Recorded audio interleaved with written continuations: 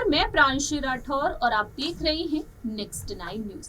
जैसा कि आप जानते ही हैं कि भारत की 15वीं राष्ट्रपति बन चुकी है द्रौपदी मुर्मू। 25 जुलाई के दिन राष्ट्रपति के तौर पर उन्होंने शपथ ग्रहण की थी और उनके शपथ ग्रहण समारोह के बाद से ही देखने को मिला कि अब अलग अलग तरीके से मांग की जा रही है। पक्ष और विपक्ष की तरफ से मांग ये की जा रही है कि अब द्रौपदी मुर्मू सामाजिक मुद्दों पर अपनी बात रखें, केंद्र सरकार के साथ मिलकर वह विचार विमर्श करते हुए अपने फैसले सुनाए। हालांकि वह इस बीच कई अलग मुद्दों पर भी अपने फैसले सुना रही है। राष्ट्रपति भवन में कई कार्यक्रमों का आयोजन हुआ और उन कार्यक्रमों में भी खुलकर उन्होंने अपनी बात रखी है। लेकिन इसी बीच हम आपको बताना चाहेंगे कुछ तमाम खबरें सामने आ रही हैं जिन पर द्रौपदी मुर्मू के फैसले का इंतजार किया जा रहा है।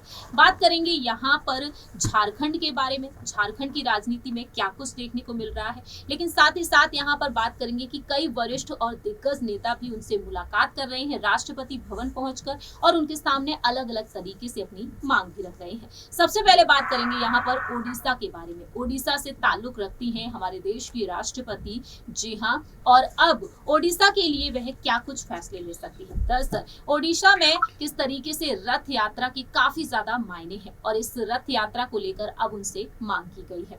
दरअसल आपको बता दें कि बीजेपी के प्रदेश प्रवक्ता और पूर्व विधायक कुणाल शाडंगी ने उनसे दिल्ली पहुंचकर मुलाकात की और उनसे अनुरोध किया है कि भगवान जगन्नाथ जी की रथ यात्रा को राष्ट्रीय अविकास के रूप में अनुसूचित किया जाए, इसकी पहल की जाए, जिससे कि करोड़ों भारतीयों की आस्था और विश्वास का पर्व रथ यात्रा और भी शानदार तरीके से मनाया जा सके।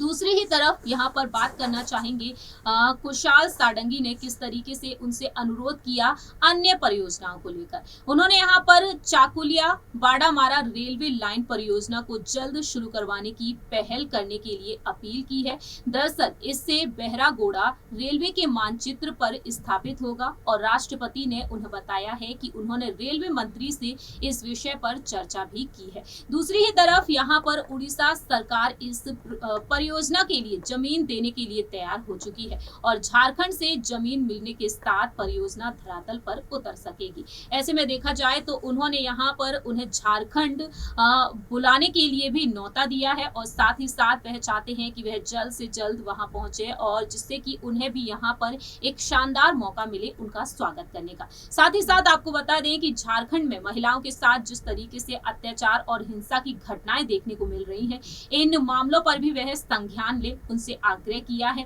और कहा है कि झारखंड सरकार विधि व्यवस्था संभालने में पूरी तरीके से फेल है।